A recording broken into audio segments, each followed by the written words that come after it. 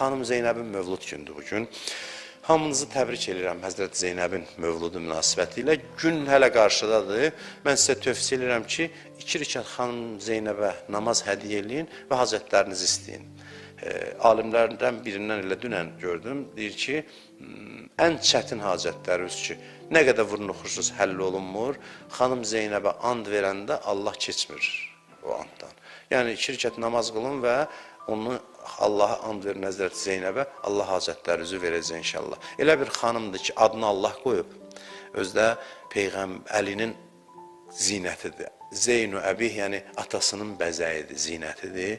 Allah ona adı qoyub və Peyğəmbər görün nə deyib? Buyurub ki, Əleykum ən tuhibbu Zeynəb. Sizə tövsiyə edirəm, vəsiyyət edirəm ki, Zeynəbi sevəsiniz. Zeynəbin məhəbbəti ürəyinizdə olsun. Çünki bu məhəbbət insanı xilas eləyə bilir. Onun haqqında mənim etiqadım budur ki, bu qədər əvvəla danışmaq çox mümkün deyil.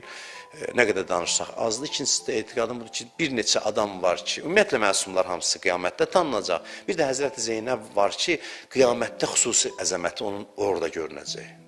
Orada bilinəcək. O kim idi, nə məqamın sahibidir. Bütün deyilənlərin heç biri Həzrəti Zeynəbi bizə tanıtdıra bilməz. Həzrəti Zeynəb çox uca şəxsiyyətdir. Olduqca uca şəxsiyyətdir. O qədər ucadır ki, Kərbəlanın şərikidir. Şərikətül Hüseyn deyirlər ona.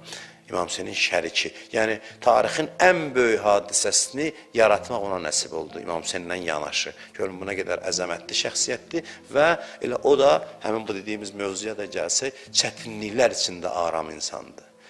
Çətinliklər içində müvazinətini itirməyən və mə rəeytu illa cəmila, gözəllikdən başqa bir şey görmədim deyən, bəla yağışının altında bunu deyən insandır ki, ondan bu mövzuda da öyrənəcəklərimiz çoxdur, vaxt yoxdur ki, da ondan danışaq. Heç məlumat da azdır həyat haqqında. Olduqca az məlumatdır. Az, çox az. Nə doğulduğu, yəni Kərbəlaya qədərki müddət haqqında məlumat var, nə Kərbeladan sonraki müddət haqqında. Heç dəfn olunduğu yer çox müəmmalıdır. Yəni, çox müəmmalıdır.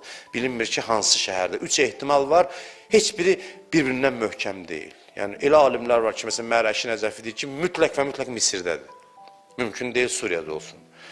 Mərəşi Nəcəfi də bu sahənin. Amma başqa bir böyük alim deyir ki, Suriyadadır. Bir başqası deyir, Mədinədədir. Yəni, həyatı çox az məlumat olan, məlumat həyat haqqında az məlumat olan insandır. Qısa bir məlumat var, amma bu qədər qəlblərimizdə yer tapan insandır. Sözümün sonunda Allah and verirəm, o əzəmətli xanımın, Əhl-i Beytin əzizi olan xanımın hörmətinə, ehtiramına Allah hamımızın hacətlərimizi rəva eləsin inşallah.